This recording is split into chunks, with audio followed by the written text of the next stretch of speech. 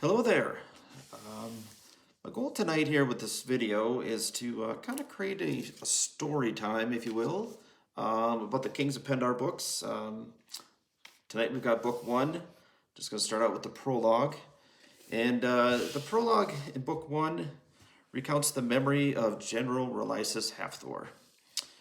It's one of his first and most vivid memories that we capture, and the telling of the story goes something like this. The horns from the city gate blasted out their call, the citizens of Pendar spilling out into the streets to see what terrible event had befallen the army. As a young dwarf, he stood atop the wall next to his mother, waiting for the soldiers to enter the gate. They were at the gate visiting his father, a captain of the home guard assigned to securing the portcullis. Peering between the battlements, Relisus could see the army approaching.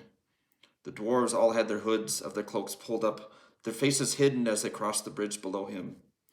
At the center of the detail, they bore with them a litter, the body covered with a simple ornate blanket.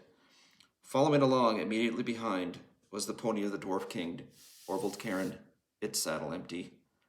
Relisus tried to run to the inner wall, but his mother, sobbing, held him fast to keep him from underfoot. Men scrambled to their posts along the wall, and messengers were sent to alert the human king, Rommel Ellingstone. Relisus finally pulled away from his mother's grasp when the way was clear. Running across to see the dwarves, hoods cast, they were forming up in the courtyard, lining the roadway to receive the fallen king into the city.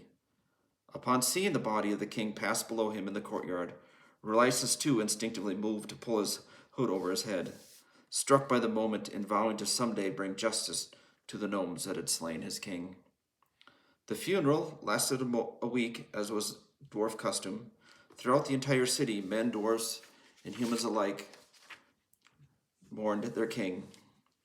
Shortly after Orvald Karen was laid to rest with his ancestors in the tombs of the ancient mountain city of Zosite, the dwarf council met with King Rommel to determine the ascension to the dwarf half of the shared throne of Pendar.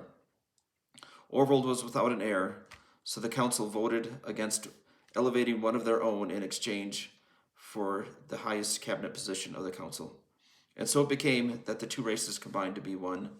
Pendar remained strong and united for the next 100+ years without being threatened until now.